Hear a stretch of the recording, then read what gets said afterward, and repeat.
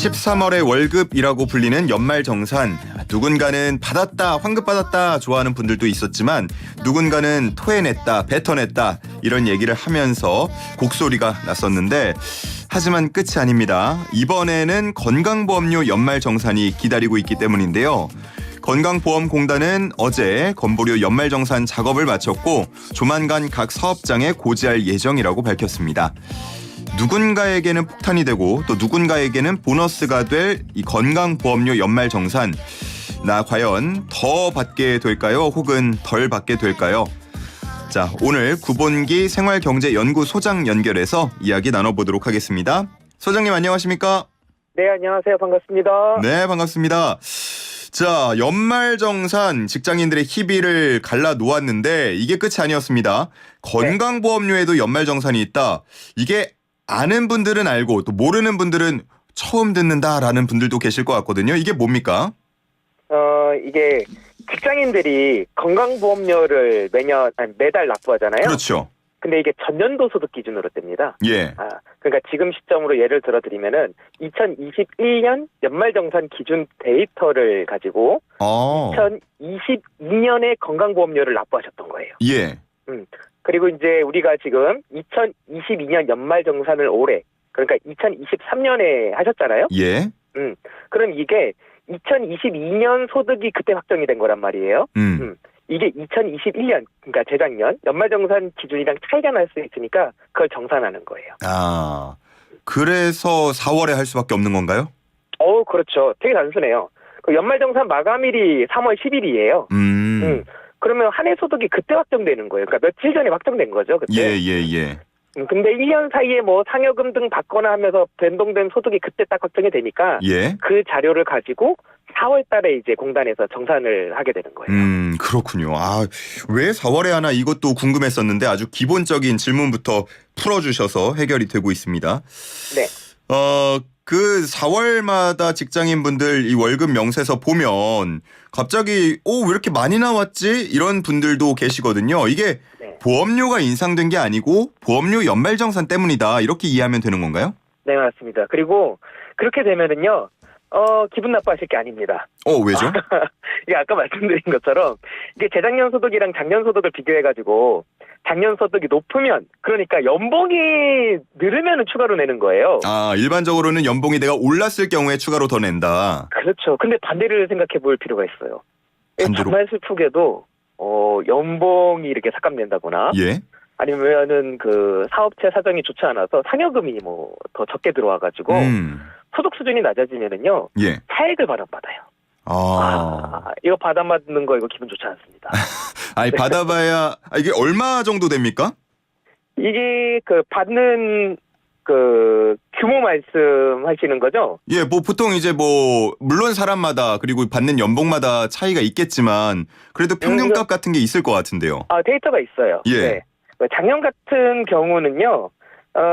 이게 보수가 줄어든 분들, 그러니까 돌려받는 분들은 88,000원 평균 돌려받았고요. 88,000원이요? 네. 예. 그리고 더 내신 분들은 평균 20만 원 추가로 납부했는데 다시 말씀드리지만 연봉이 오르고 20만 원을 추가로 납부하는 게 낫습니다. 그러네요. 듣고 보니까.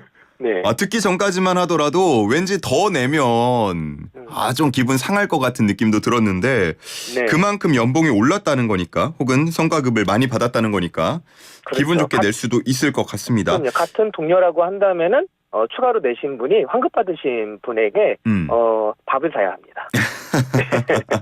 그러면 이건 좀 무식한 질문이 될 수도 있을 것 같지만 연봉은 올랐는데 20만 원 안 내는 방법은 없습니까? 그런 방법은 없습니다. 그건 없군요. 예, 정확하게 데이터로 이제 건강보험은 서로 보조 체계이기 때문에요. 꼭 내셔야 됩니다. 네. 알겠습니다. 네. 자, 그렇고 그러면은 일반적으로는 아주 긴급한 상황이 아니고서야 연봉이 조금씩은 올랐을 것 같은데 네. 그러면은 더 내는 경우가 더 많습니까? 당연히 더 내는 경우가 많죠. 일반적으로는 그 해가 지나면서 계속해서 연봉이 상승을 하게 되니까요. 예. 어느 정도입니까? 비율 같은 걸로 따지면? 다시 한번 말씀해 주시겠어요? 환급 받는 분들과 추가로 내는 분들의 비율 같은 게 어떻게 됩니까? 이것도 지난해 기준으로 데이터가 지금 발표가 됐는데요. 예. 추가 납부하신 분들 965만 명이 추가로 납부했어요. 오. 그리고 한 3분의 1 정도인 이것도 생각보다 많아요. 310만 명이 돌려받았어요. 돌려받은 분들은 월급이나 성과급 같은 게 어쨌든 규모가 줄어든 건데 그게 또 310만 명이나 되난다고요? 네, 이건 조금 가슴 아프죠. 그러네요. 다들 그냥 더 내셨으면 좋겠는 게 저도 데이터 찾아보면서 그런 생각이 들더라고요. 그렇습니다. 자, 직장인들이 지금 내는 보험료율이 어떻게 되죠?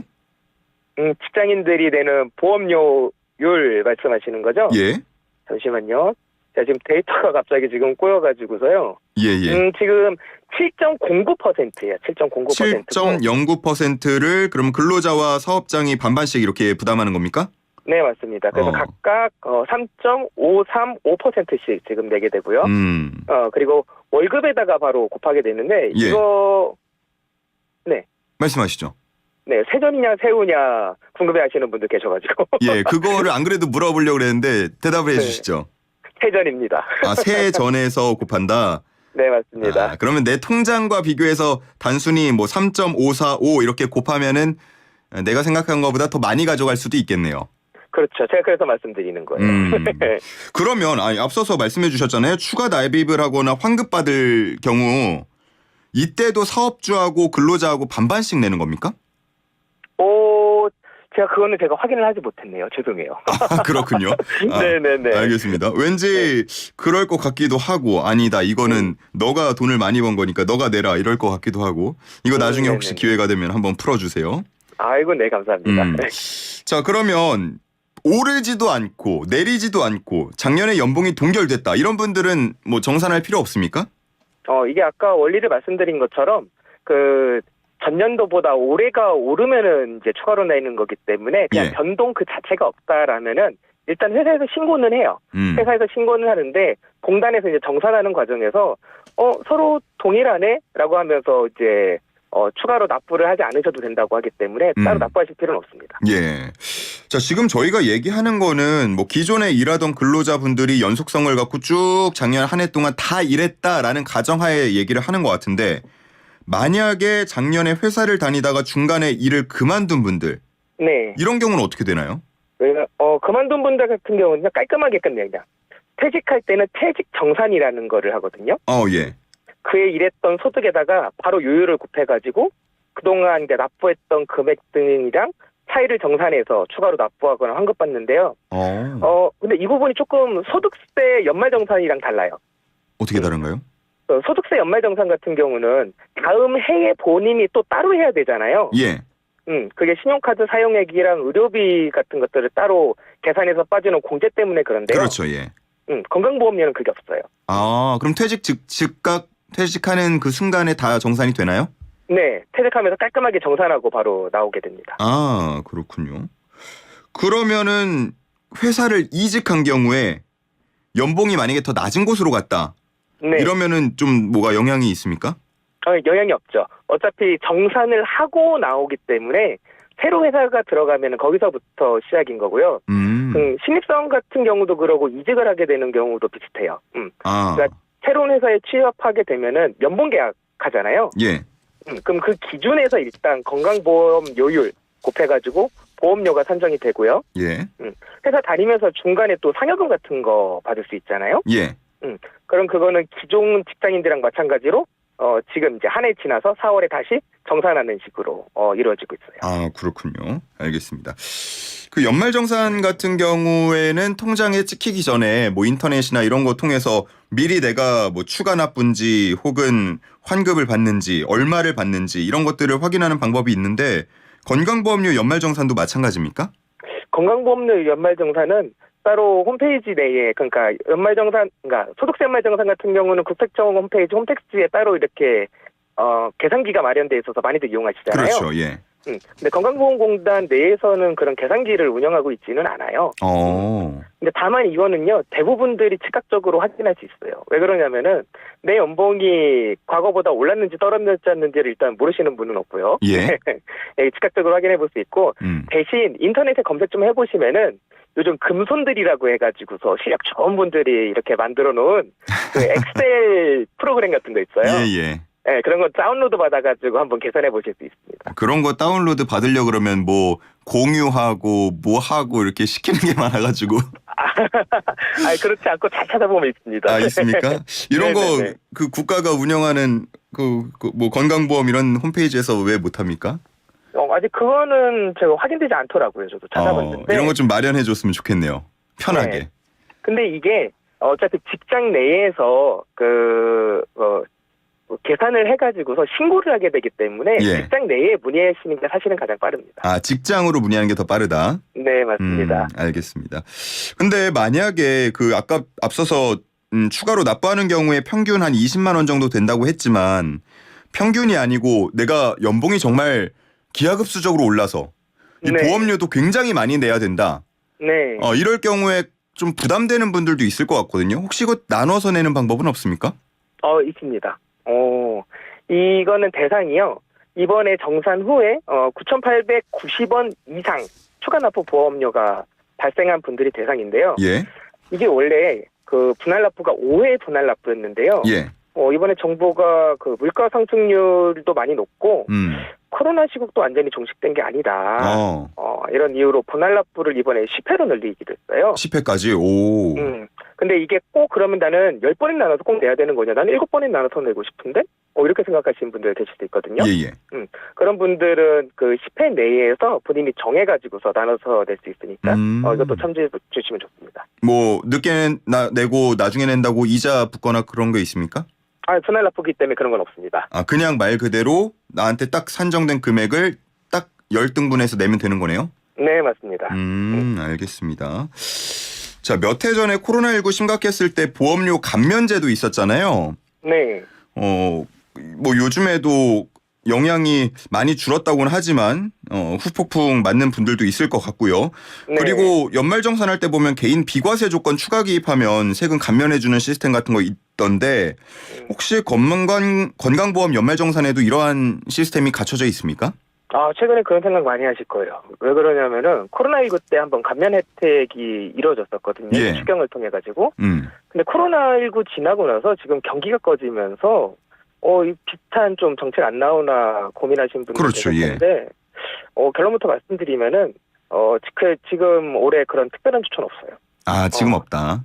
네, 그렇다고 할인하거나 이런 제도가 아예 없는 건 아니고요. 원래부터 있던 감면 제도, 가령 휴직을 한다던가 아니면은 뭐 산간벽지 등에 계시는 분 등에 대해서 보험료 감면은 그대로 유지되는데요. 근데 아쉬운 게 이게 아까 제가 말씀드린 것처럼 정부가 건강보험료 정산 분할 납부를 5회에서 10회로 늘리기로 했다고 말씀드렸잖아요.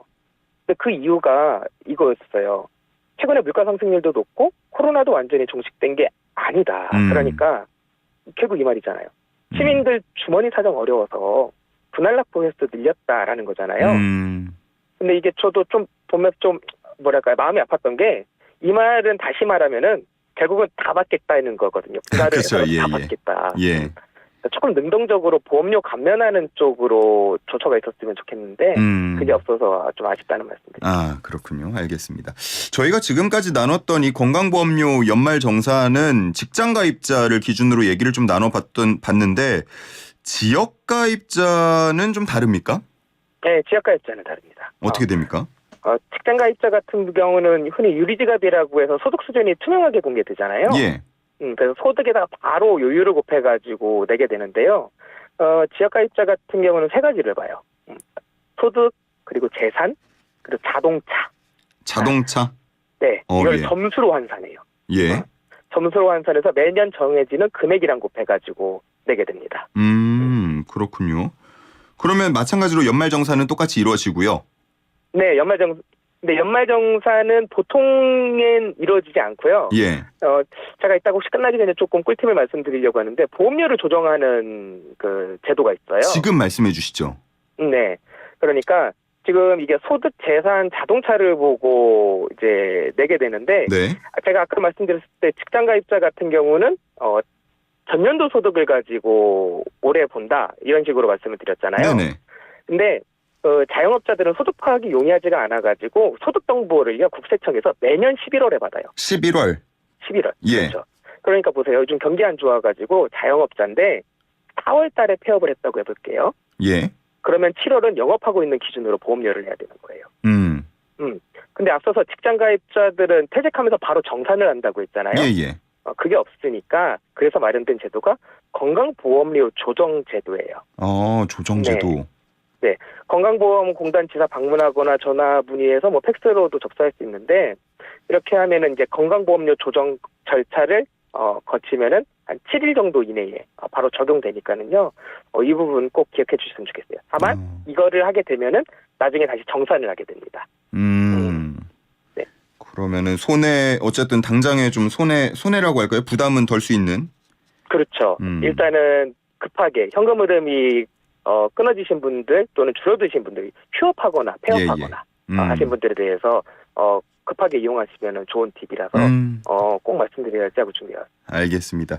자, 오늘 이렇게 평소에 궁금했던 건강보험료 연말정산 그리고 지역가입자분들 좀 손해 안 보는 부담 더는 꿀팁까지 전수받았습니다.